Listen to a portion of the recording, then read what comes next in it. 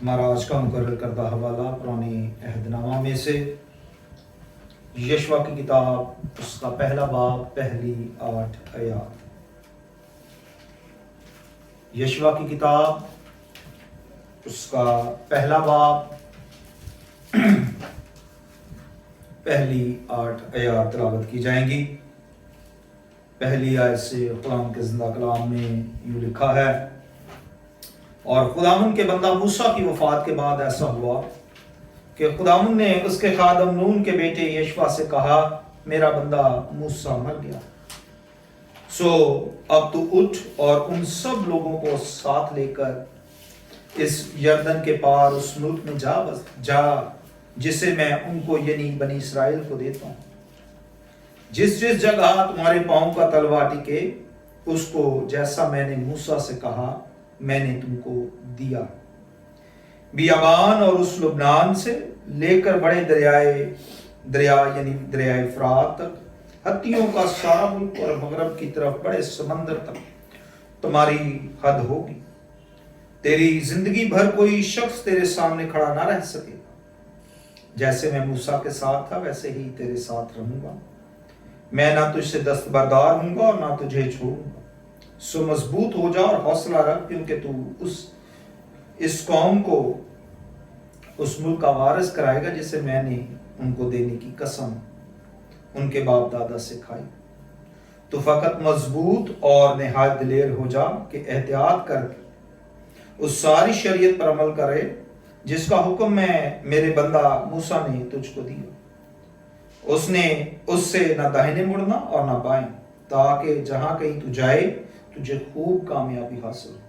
شریعت کی یہ کتاب تیرے منہ سے نہ ہٹے، بلکہ تجھے دن اور رات اسی کا دھیان ہو، تاکہ جو کچھ اس میں لکھا ہے اس سب پر تو احتیاط کر کے عمل کر سکے، کیونکہ تب ہی تجھے اقبال بندی کی راہ نصیب ہوگی اور تو خوب کامیاب ہوگا۔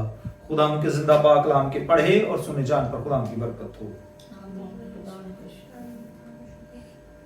شریعت کی پہلی 5 کتابیں جو ہیں، ان کے بعد جس کتاب کا ہم نمبر دیکھتے ہیں یا جس کا ترتیب کے لحاظ سے نمبر آتا ہے وہ ہے یشوع کی کتاب۔ مرد خدا موسیٰ، جب اگر آپ استثنا کی کتاب اس کا 22واں باب اس کی 48ویں آیت سے دیکھیں اور پھر 33ویں باب کی پہلی آیت سے جب مرد خدا موسیٰ نے دعا دی، اس سے پہلے کہ وہ اٹھا لیا جاتا یا دنیا سے چلا جاتا، کیونکہ وہ اس ملک میں نہ جا سکتا تھا جہاں قوم بنی اسرائیل جانے کو تھی۔ آگے کا جو لیڈرشپ کی ذمہ داری تھی وہ یشوع کی تھی۔ اب اگر آپ 34ویں باب کی 9ویں آیت دیکھیں تو وہاں لکھا، نون کا بیٹا یشوع دانائی کی روح سے معمور تھا، کیونکہ موسیٰ نے اپنے ہاتھ اس پر رکھے تھے اور بنی اسرائیل اس کی بابت مانتے رہے، اور جیسا خداوند نے موسیٰ کو حکم دیا تھا انہوں نے ویسا ہی کیا۔ یشوع جو تھا، استثنا کی کتاب کا آخری جو باب ہے 34واں باب، اس کی میں نے 9ویں آیت پڑھی ہے، وہاں ہم دیکھتے ہیں کہ یشوع جو ہے یہ مرد خدا موسیٰ کے ہاتھ رکھنے سے مخصوص ہوا، اس کے اور خدا کے وہ روح سے معمور تھا۔ خدا اپنے بندہ کو جس طرح مرد خدا موسیٰ کو استعمال کرتا تھا، اسی طرح اگلی لیڈرشپ میں یا اگلی پیڑھی میں یا اگلی صف میں جب وہ جانے کو تھا تو اس نے یشوع کو چنا۔ اس سے پہلے کہ یشوع کو وہ چنتا اور اپنی خدمت کے لیے مقرر کرتا اور اپنی خدمت لیتا، اس نے اسے ٹرین کیا تھا مرد خدا موسیٰ کے وسیلہ سے۔ وہ موسیٰ کے ساتھ بیابانی سفر میں رہا، جہاں اس نے دیکھا کہ خدا اپنے لوگوں کے ساتھ کس قدرت اور کس जलाल के साथ रहता। ये जो ट्रेनिंग का दौर था, इस दौर में ना सिर्फ मर्दे खुदा मूसा तो ठीक है लीडरशिप कर रहा था, और उसके जो साथी थे, खुदा कौम बनी इस्राएल को और आने वाली लीडरशिप को सिखा रहा था कि किस तरह से आप लोगों ने काम करना है। जब खुदा अपनी कुदरत उन लोगों के दरमियान जारी कर रहा था, तो इसके दौरान उन्हें क्या कर रहा था? सिखा रहा था। आप इस्तिस्नाही की किताब के अगर 8वें बाब में देखें तो उसकी दूसरी आयत में लिखा है, और तू उस सारे तहरीक को याद रखना जिस पर इन 40 वर्षों में खुदावंद तेरे खुदा ने तुझको उस बियाबान में चलाया, ताकि वो तुझको आजिज करके आजमाए और तेरे दिल की बाबत दरियाफ्त करे कि तू उसके हुक्मों को मानेगा या नहीं। और उसने तुझको आजिज किया भी और तुझको भूखा होने दिया, और वो मन जिसे ना तेरे बाप दादा जानते थे तुझको खिलाया, ताकि तुझको सिखाए कि इंसान सिर्फ रोटी ही से जीता नहीं रहता, बल्कि हर बात से जो खुदा उनके मुंह से निकलती है वो जीता रहता है। इन 40 वर्षों में ना तो तेरे तन पर तेरे कपड़े पुराने हुए और ना तेरे पांव सूजे, और तू अपने दिल में ख्याल रखना कि जिस तरह आदमी अपने बेटे को तंबीह करता है, वैसे ही खुदा तुझको तंबीह करता है। ये जो बियाबानी सफर था, ये इस सफर को हम ट्रेनिंग का सफर भी कह सकते हैं, जिसमें कौम को आसमानी मन खिलाया गया, ना तो कौम के कपड़े फटे। इस दौर में जब वो दौरान पैदल चल रहे थे, सफर कर रहे थे, खुदा कहता तुम्हारे पांव तक नहीं सूजे। क्या वजह थी? क्योंकि ये सारी खुदा की कुदरत थी। अब ये सारा मरहला जिनसे खुदा अपने लोगों को निकाल लाया था, बार बार बियाबानी सफर के दौरान, और यशुआ को भी अब वो एक ताकीद करता है। बियाबानी सफर के दौरान वो अपने मर्दे खुदा मूसा के वसीला से, अब वो डायरेक्ट मर्दे खुदा यशुआ से हम कलाम होता है, और जो सबसे अहम बात वो से कहता है वो 8वीं आयत में है, शरीयत की ये किताब तेरे मुंह से ना हटे, बल्कि तुझे दिन और रात इसी का ध्यान हो, ताकि जो कुछ इसमें लिखा है तो उस पर एहतियात करके अमल कर सके, क्योंकि तब ही तुझे इकबालमंदी की राह नसीब होगी और तू खूब कामयाब होगा। क्या होगा जी? और तू अगर दुनिया में किसी भी शख्स को, खा वो आदमी हो औरत हो, उसे कहा जाए कि आप जहां जॉब करते हैं, जो कारोबार करते हैं, खा कोई भी काम करते हैं, लेन देन का करते हैं, तो वो तरक्की के लिए करते हैं, आगे बढ़ने के लिए करते। कभी किसी ने इस नीयत से काम किया है कि उसे नुकसान हो जाए, या उसका फायदा होने के बजाय दूसरों का फायदा हो जाए? हाँ, लोग काम करते हैं, नुकसान होते हैं, लेकिन इसके पीछे उनकी तरक्की वजह होती है। अब नुकसान हो जाए तो फिर वो दरियाफ्त करना पड़ता है कि किन वजूहात की वजह से हुआ। अब जो शरीयत की ये किताब जिसे कहा जा रहा है, ये अहकामात की किताब जो मेरे और आपके हाथ में है, ये कामयाबी की चाबी थी। ये कामयाबी की क्या थी? चाबी थी, जिसे इस्तेमाल करते हुए खुदा कहता है जब तुम इसे इस्तेमाल करोगे तो खूब क्या होगे? कामयाब होगे। ये जैसे मैं पहले सिखा रहा था कि सिर्फ यशुआ को नहीं, ये मर्दे खुदा मूसा के वसीला से पहले से खुदा ये बात करता है। मेरे साथ दोबारा हम इस्तिस्ना की किताब के 8वें बाब में जाएंगे। वहां खुदा यूं बयान करता है, सब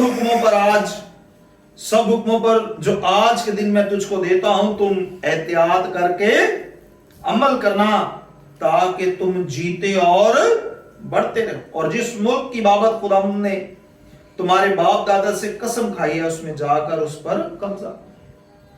क्या करना है? सब हुक्मों पर, खुदा के یہ جو شریعت کی کتاب ہے اس کے سارے حکموں پر کیا کرنا ہے؟ عمل کرنا ہے، ایسا نہیں ہے۔ پھر ایک اور حوالہ ہم دیکھتے ہیں احبار کی کتاب 26ویں باب کی 3 آیت۔ احبار کی کتاب 26ویں باب کی 3 آیت، یہاں لکھا ہے 3 آیت میں، اگر تم میری شریعت پر چلو اور میرے حکموں کو مانو اور ان پر عمل کرو تو میں تمہارے لیے وقت پر نہیں برساؤں گا اور زمین سے اناج پیدا ہوگا اور میدان کے درخت پھلیں گے، یہاں تک کہ انگور جمع کرنے کے وقت تم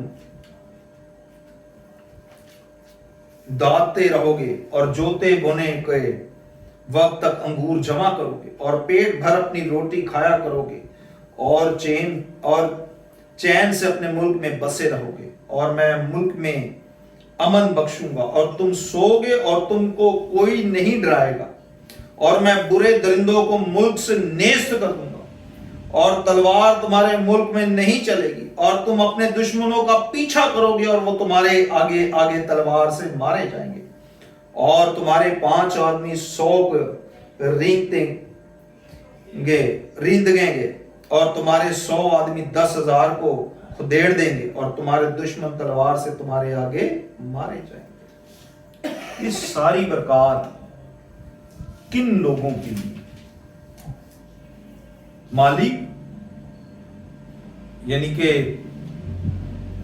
خاندانوں میں قومی کلیسیائی برکات مالی طور پر اس شخص کو جو شریعت پر کیا کرے گا؟ عمل کرے گا۔ جو عمل کرے گا اس کے ملک میں وقت پر نہیں برسے گا، یعنی کہ جب پانی کی ضرورت ہوگی اس وقت اسے پانی مہیا کر دیا جائے گا۔ ایلیا نے جب یعقوب کے خط میں لکھا ہے کہ اس نے ہمارا ہمتے پیے تھا، اس نے بارش رو گئی، 3.5 برس تک بارش نہ ہوئی، ملک میں کال پڑ گیا تھا، کچھ کھانے کو نہ رہا۔